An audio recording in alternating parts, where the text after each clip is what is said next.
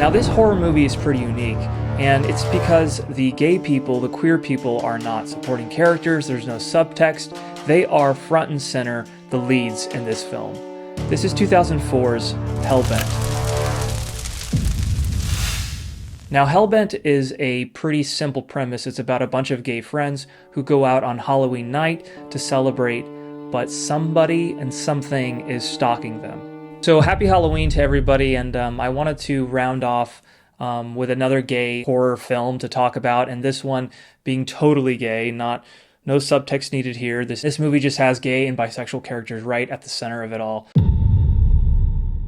So right off the bat, we have a gay love scene. You know, this film is not holding back. This culminates in a pretty violent end for them, but it is not so much because they are gay, but because they are in a slasher horror movie. The film does a great job in setting up suspense. Starting from the opening scene, we know that there is some kind of evil character that's attacking specifically gay people. In my research of this film, I believe it was like the producers of like the Halloween sequels, like Halloween Season of the Witch, who wanted to make a movie that took place all with gay characters at the lead. So they hired the director of this movie. He didn't want to use the tropes of the 80s of where a lot of those 80s slasher movies can be seen as people being punished for having sex, because usually when two characters are making love, usually it's the end of those characters in the film. From what I understand, the director wanted to make sure that this was not about punishing gay people for being gay, but about the individual characters and their flaws and what causes them to meet their demise. And the cast is really interesting, the way that they chose to have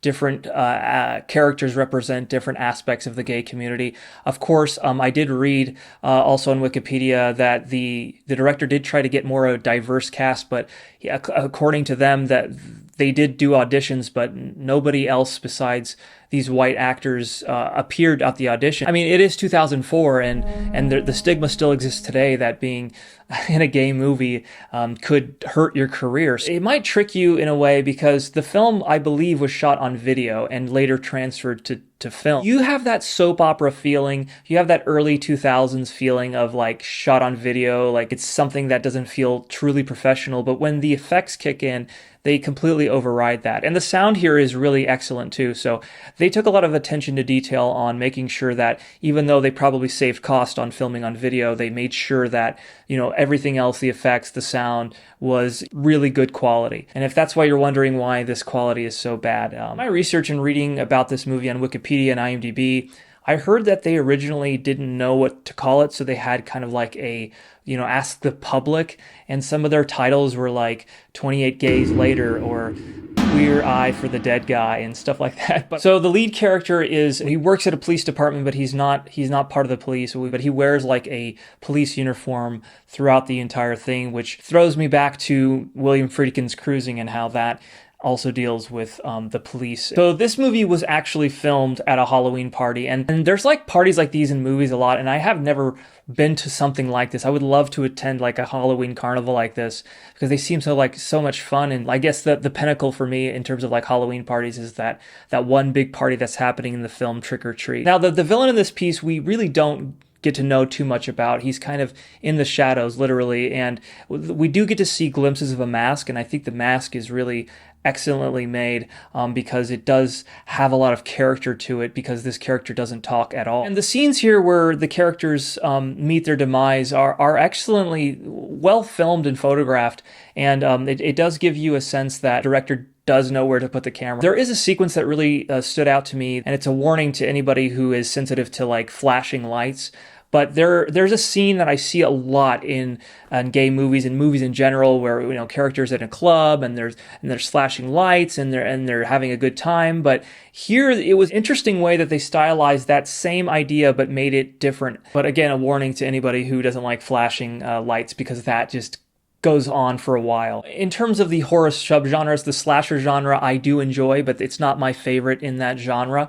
And a lot of those movies can feel really repetitive. You have obligatory, you know, sequence where a character doesn't know where the antagonist is, and they're, you know, in a vacant space and they hear noises, and you get a lot of that here too. But I think overall the film didn't feel repetitive. In fact, I think it should have been a little bit longer, and if I'm going to criticize the film, I wish the ending had a little bit more meat to it. Being a low-budget film, it does have a great amount of production value. There is a sequence that utilizes, which I think to be visual effects, and it really did look very good. And the big standout sequence is like this end sequence that is really impressive, given that this was not a high budgeted film as far as I know. If I were to objectively to remove myself in reviewing this as a game movie and see how it works as an overall movie, I think it's just basically the run-of-the-mill type of slasher film, even though I think it's a little bit better than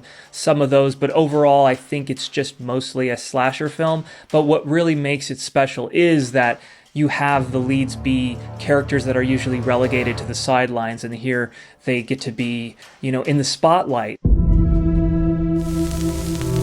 Now, if you've been watching these videos, you know that horror is a genre that I really love. And there's something special about horror, not just gay horror, but horror in general. And even though the slasher genre is not my favorite, I think there's a very deep importance to that. Sometimes people wonder about, like, why would anybody love to watch this gratuitous gore and people just getting, their head chopped off or something like that. It's a question that I also have wrestled it. Like, why do I even want to watch this type of stuff? And aside from the practical achievement and special effects, which is an art in its own right, I think there is something primal about us wanting to watch these films and maybe subconsciously dealing with these horrors of humanity. It's the same reason that cars slow down on a freeway. It's the same reason that people like to look up true crime documentaries. There is this inherent need, and I think it's something to deal with our not just the horrors of humanity, but also our own mortality. And a lot of times we like to ignore these things, and horror actually allows you to explore it in a safe way. This is just anecdotal, but what's really interesting about the horror fans that I've encountered at going to horror film festivals is that they are the most down-to-earth, normal people. And I think maybe it has to do because they're so open to this side of them that a lot of people like to suppress. But yeah, I mean, it's just something I really think about, and I really do love the genre, obviously. And did you hear that?